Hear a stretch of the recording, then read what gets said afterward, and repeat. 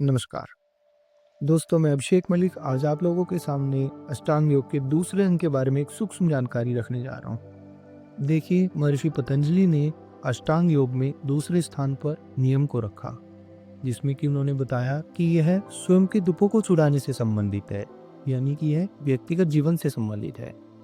इसे 5 भागों में विभाजित किया गया, जिसमें कि सबसे पहले शौच, फिर संतोष, फिर तप, फिर स्वाध्याय और फिर ईश्वर प्राणिधान शामिल है।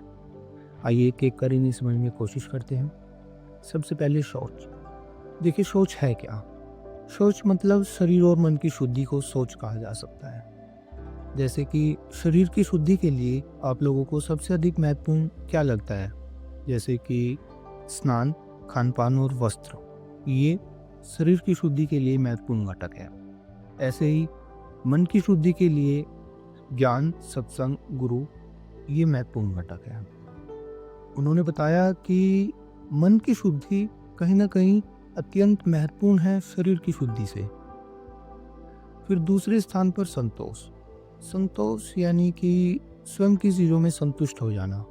यह केवल इतना ही नहीं कि आपके पास जो भी पर्याप्त चीज़ें हैं आप उसमें संतुष्ट रहें, नहीं, आप अपनी योग्यता, अपने पुरुषार्थ के अनुसार अत्यंत चीज़ों को प्राप्त कर, यानी अपनी शिक्षा के अनुसार, अपनी शिक्षा के पर निर्भर होकर आप अधिक से अधिक चीज़ों को अगर आप प्राप्त कर और फिर उनमें संतुष्ट रह जाना, दूसरे की चीज़ों पर न दृष्टि रखते हुए, वह है संतोष।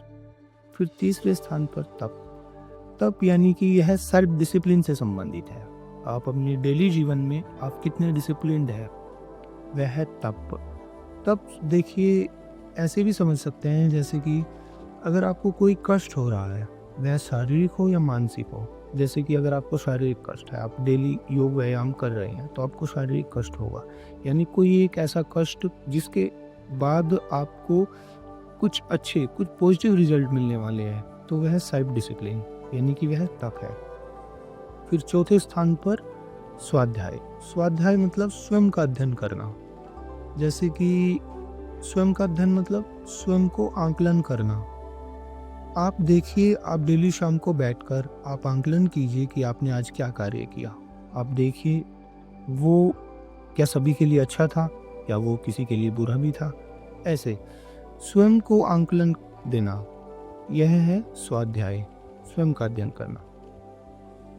फिर 5वें स्थान पर ईश्वर प्रणिधान। ईश्वर प्रणिधान यानी कि अपने सभी कार्यों को, उनके फलों को ईश्वर को समर्पित कर देना।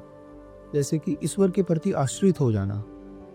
इसे हम ऐसे समझ सकते हैं कि आप किसी भी फल की इच्छा न रखते हुए, अपनी सही अच्छे ढंग से अपने कार्यों को, अपने कर्मों को करते हुए, किसी भी प्रकार की फल की इच्छा न रखते हुए ईश्वर को समर्पित हो जाओ। यह है ईश्वर प्राणिधान। आज के लिए बस इतना ही। मिलते हैं एक नई वीडियो में एक नए अध्याय के साथ। नमस्कार।